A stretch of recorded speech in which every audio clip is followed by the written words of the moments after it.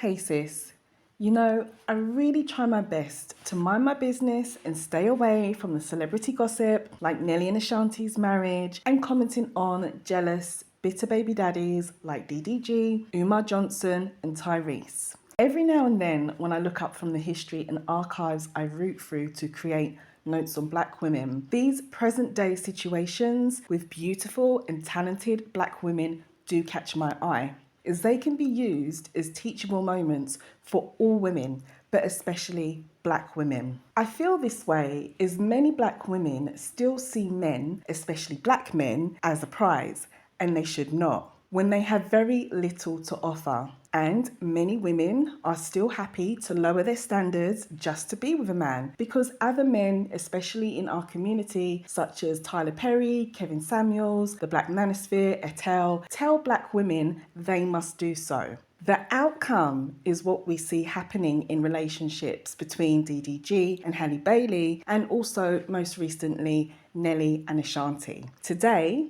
the latter is my focus. Do you remember around spring this year, Nelly confirmed that the reason he married Ashanti is, quote unquote, so she would not be seen as a baby mama. His reasons for marrying her, based on what he said in his interviews, shows that it had nothing to do with love, desire, wanting, or even him seeing himself as fit to be a good husband. Nelly has consistently, sadly, given Ashanti messages for us on the outside as well as Ashanti to see and conclude that this union happened based on what Ashanti wanted for herself, not necessarily what he wanted for himself, or even better, what he felt he could offer her. It appears that based on Nelly's honesty, that they never even had a conversation about marriage when she got pregnant. He said in spring of 2025, when he found out that she was pregnant, quote unquote, we hadn't even talked about it, meaning marriage, yet. He also went on to say, let's get this, meaning their wedding, out of the way. His full 3-minute clip with this interview will be linked in the written version of today's essay, or you can find it in the description box if you are watching this on YouTube. So fast forward, and not even 6 months later after this interview, within the last 24 hours, Nelly has recently showed his wife and the world that he has no intention of being a hands-on father. And he never really did have that intention from the start, we could say. What he has shown is that he's happy to produce kids, provide Ashanti with them if that's what she wants, but that's as far as it goes. Oh, and he is in support of having nannies raise the kids in his place. In fact, I would go as far as to say he showed that he never had any intention of actually being a dad at his age, which he has cited as 50 years old. He had the child, in quotation marks, for her, based on what he said in his most recent interview for People.com magazine, which can be found here if you are reading this in the written version. And if you are listening to this on YouTube, I will link it in the description box for you. This is not to critique, judge, or even shame Ashanti, because I actually really do like her and her music, and I think she is extremely beautiful. It's about using her situation to highlight what she missed, or maybe she saw but decided to overlook, so that other women, especially black women who I deeply care about, do not make the same mistake. What black women can observe from Ashanti's situation are 6 main things that I can gather. Firstly, don't allow a man to waste your time. Ever since I learned that after wasting the beautiful Ashanti's time while she was younger with a 10-year relationship, or maybe it was even longer than that went nowhere, disappearing for almost maybe 20 years, I think, creating a child or children and a broken home, then returning to Ashanti, I've always felt that Ashanti was wasting her time with Nelly. Based on what Ashanti has told us she has wanted, which is marriage and kids, she's been very vocal about this, Nelly would be a waste of time. If he really wanted to have these things, he would have offered it to her years or maybe even decades ago.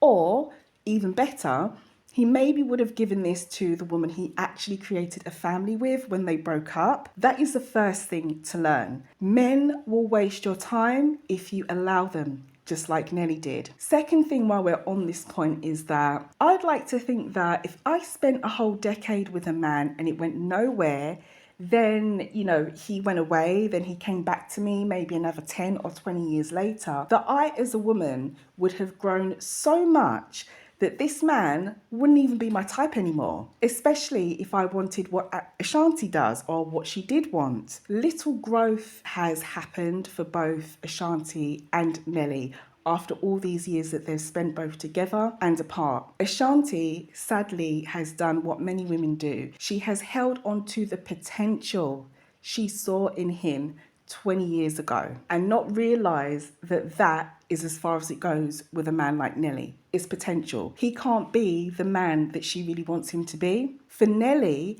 it appears to me that he hasn't really matured into the family man that she may have wanted. And I guess that Nelly may even have an avoidant type personality. Based on the things that he said and how he has moved and treated Ashanti, he to me shows up in relationships as a man who may be deeply avoidant. The second major thing that we can learn as black women from Ashanti and her situation, Nelly, is that as beautiful as Ashanti is, and she really is beautiful, I certainly think so, she is stunning, and as talented as she is, this is a woman that has very low standards when it comes to men and what she will accept from them. Nelly, it appears from all his interviews, has been honest with her about who and what he is and what he can, and most importantly, cannot or will not, you could say, offer her as a husband and father. Ashanti does not have what I would call a natural confidence as a woman or even main character energy. She's not really thinking of herself or centering her needs in a realistic way. She is looking at Nelly as a man who will provide her with what she wants, marriage and kids, as we all know, and disregarding what he actually offers as a husband and father, which is not much by the looks of it. Based on his interviews he has given about their relationship, the learning here is this: if a woman accepts Mr. Bare Minimum, she will always get Mr. Bare Minimum. Marriage cannot and will not change them. If anything, it will make him worse because it shows him that you will accept the bare minimum and you're happy to sign up for this until death do us part. And that's what happens when you date with low standards. Ashanti can't be blindsided or even disappointed with Nelly as Mr. Bare Minimum, as he did show her all the signs of what she was signing up for before she took the leap into marriage and kids with this man.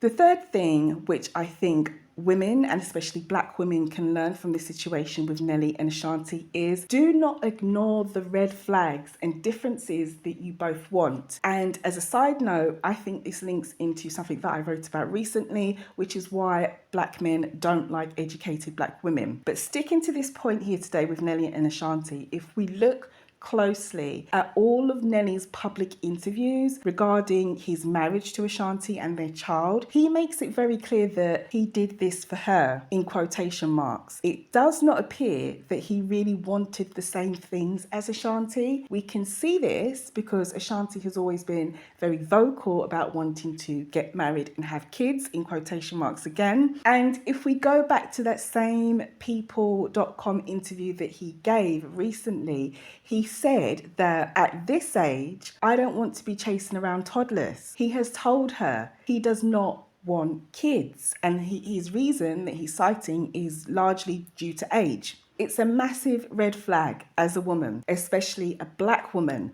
to overlook the fact that a man does not want what you want, as this will translate to single motherhood and abandonment. The worst thing any woman can do is go ahead anyway and hope that he or things will change. When it comes to this relationship and marriage, it appears to me that Nelly has always been clear about his desires or lack of desires that align with Ashanti's. As I said, do you really think Ashanti can be blindsided at all by this at this point?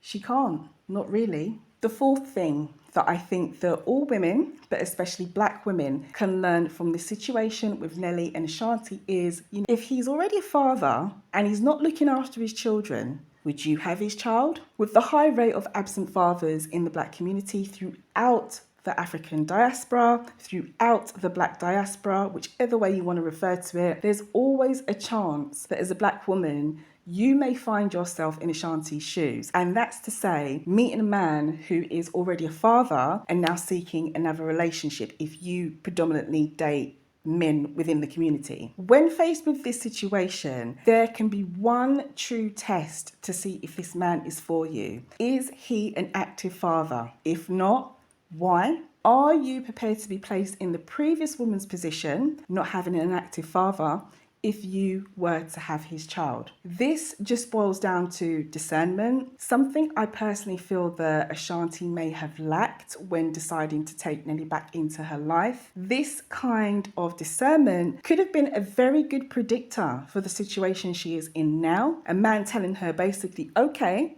we can have these kids, but effectively they're your kids and the nanny's kids, as I'm not being involved. The fifth thing I think that all women, but especially black women, can learn from this situation with Nelly and Ashanti is, why does he want to commit to you? Not the other way round. Don't always think of it of, why do I want to commit to him? Sadly, I don't think Ashanti really asked herself this question, let alone asked Nelly why he wants marriage or feels ready for it. It's easy to see why Ashanti would want to commit via marriage to Nelly. It's what she wants. And it appears that it does not matter so much so as to who it's with, as if it did, she probably would not have chosen a man who showed non-committal signs to start with.